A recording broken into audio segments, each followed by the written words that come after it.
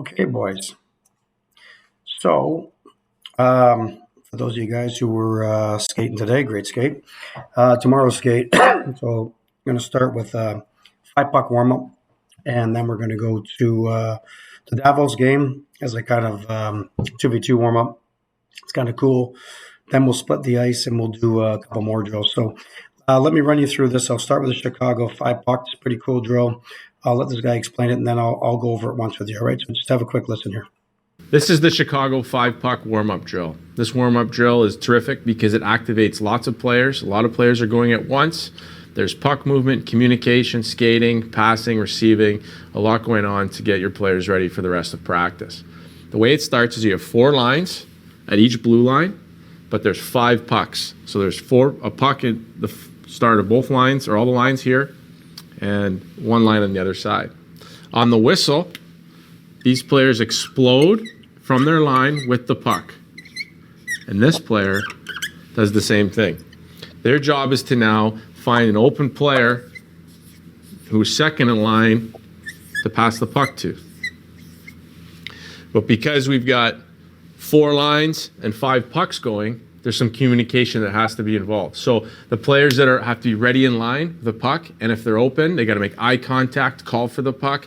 There may be a situation where the puck carrier has to buy some time, and maybe there's nobody open at that moment, right? So there's some awareness there, and it really gets the mind and body going.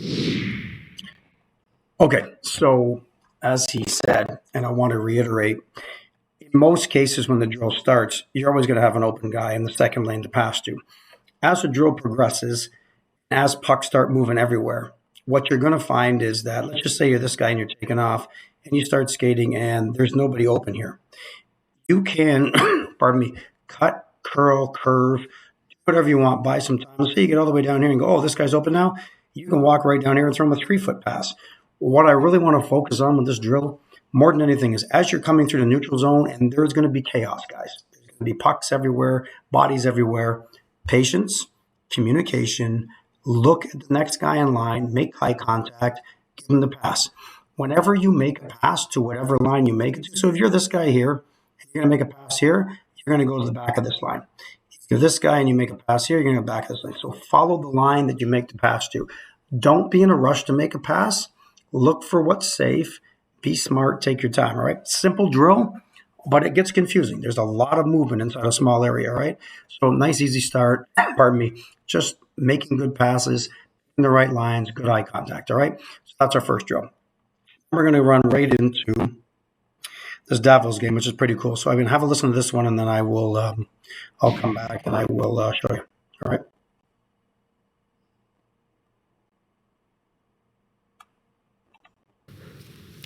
This is a small area game called Davos, taken from HC Davos in Switzerland. Nets are going to be placed on the hash marks to use as a goal line for your goalies. You're going to have 2 teams lined up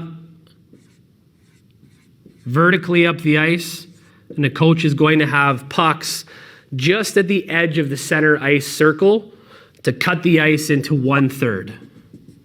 If you'd like to use speed pylons or your extra coaches as bumpers, you can place them there to make sure that pucks don't go. On the whistle, a coach is going to spot a puck into the neutral zone, and 2 players from each team are going to race towards the puck. You can emphasize inside body position if you'd like to add an extra layer of skill development in your drill. The O players are attacking this way. The X players are attacking this way. The only rules are that there are no rules. There's no offside, so encourage your players to make indirect plays off the wall. If the goalies happen to get the puck, encourage them to make plays.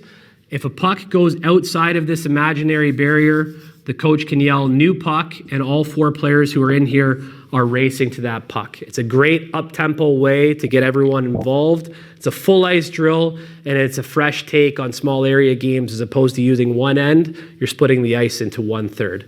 Whistle sends in 4 new players. Okay, so again, pretty straightforward. Nothing exciting here. We'll use it as a warm-up drill. So goalie at the hash marks, me in the center, and basically dump a puck in 2v2. When I blow the whistle, these 2 guys to the end of this line, these 2 guys to the end of this line. We'll repeat, repeat, repeat, repeat. Again, stretch the ice out, boys. Look at the amount of ice. This guy's right. Most small area games we do, we're working from the blue line in. Here, we're going to take the full length of the ice, but we're going to cut it in a third. So we're still making you work in a small area, but we're making you work lengthwise of the ice. So again, bank passes, stretch passes, it doesn't matter. We'll put a coach down here and a coach down here just to make sure if something bumps out, we can get it back in. If a puck really takes off, I'll call new puck. But otherwise, have some fun with it. Be creative, all right? So that'll be our first 2 drills. That'll take us probably 15 minutes into the practice. Then we're going to split the ice. And we're going to start with a couple of small area games. So the first one we're going to do is a Noble small area game. I'm going to play it here for you on YouTube, and then I'll come back and go over it, all right? Just give me a second here. And we're The going to Nobles game focuses on body position and defensive zone coverage, as well as puck possession inside the scoring area for the offensive team. The game begins with 3 offensive players, 3 defensive players, and 3 additional players waiting to activate. The offensive team starts with the puck. Here White has good defensive side body and stick position, keeping the play to the outside. Blue does a good job of puck possession, however, possession is easy on the perimeter. The object of the game is to create quality scoring chances inside the grade A area. Good body and stick position, blade on blade, create a turnover. White gets the puck to their awaiting 3 teammates, and now the blue players must defend. White makes a pass under pressure and then beats his man back to the scoring area.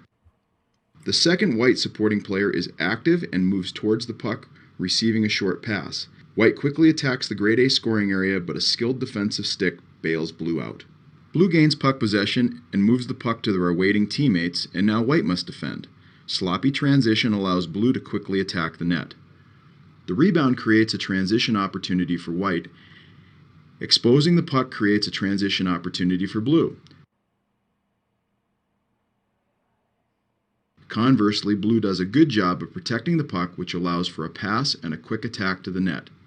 Blue gets the rebound and extends their offensive zone shift time in this next sequence by aggressively pursuing the puck. Here, Blue has possession on the perimeter, but the supporting player does a better job of being active, thus gaining offensive side body position and creating a passing lane, leading to a high-quality scoring chance. Okay, so again, if we go down to this, I will pull it up here. You could run this game 3v3 or 2v2. Because of our numbers tomorrow, I'll run it as a 2v2. So what you just watched was 3v3, where it's congested. There's a lot of players. It's a lot of changing hands. There's a lot of quickness going on. When we run this as a 2v2, you'll have a lot more ice to work with, but the principle stays the same. So assuming that Black wins possession of the puck, all right? Black's going to go on offense. White's going to defend. White's going to start with 2 guys down here, all right? Black's going to be all up here. Once White gains possession, White's got to make a good pass to these Whites. And once these Whites have possession of the puck, these 2 Whites are going to go back in line. And these 2 Blacks become defenders. The minute that these 2 become defenders, Black's going to drop 2 guys down here. All right, so you'll have Black here and Black here.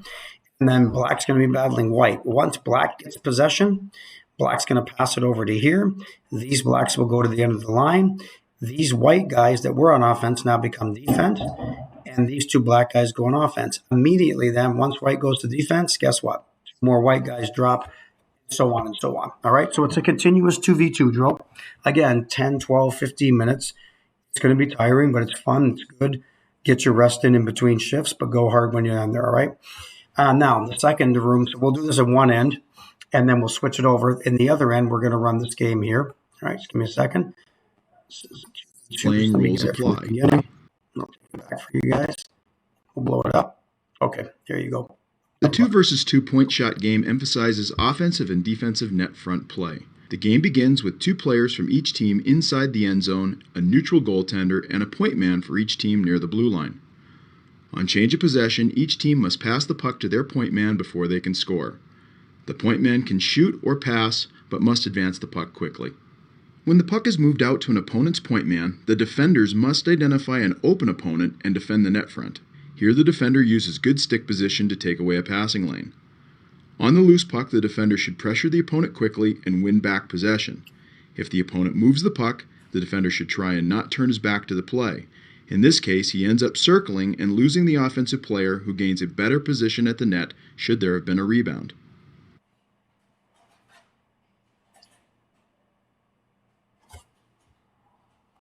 Another version of the game adds a second net, giving each team an assigned goal. Pause it there. So again, when I drew this up, originally when I run it, if I have the numbers, I'll run it out of one end. Because, pardon me, we're splitting the groups tonight or tomorrow, I'm going to run it with one goaltender. So the same principle applies. It's still a 2v2. You're still going to have a white and you're still going to have a black defensemen that are going to be up here. Now, it doesn't have to be a defenseman. It can be any forward that's next in line. Basically, what we're going to do is once there's a change of possession, you've got to pass it. So if red has the puck and black gets it, you've got to pass back to this defenseman. If black has possession and red takes it, you're passing back to this defenseman. The defenseman can run anywhere between the half wall all the way to the middle. Some on this side, half wall all the way to the middle. What we're looking at is once there's a turnover and you get it back to the point, we'd like a guy down here, all right, on the off post, and want a guy screening somewhere in here. So defenseman, I don't want you guys walking in. You're going to take a shot somewhere between the top of the circle in here. Don't be crazy. Let's just get it off and work on deflections, slap passes, good shots, low shots, all right? So pretty straightforward, okay? So that's what we're going to run.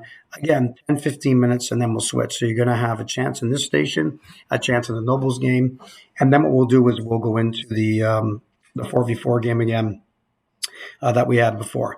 Any questions, obviously, you can come and get me, but that's the way it's going to look for tomorrow. All right, so I'll see you guys then.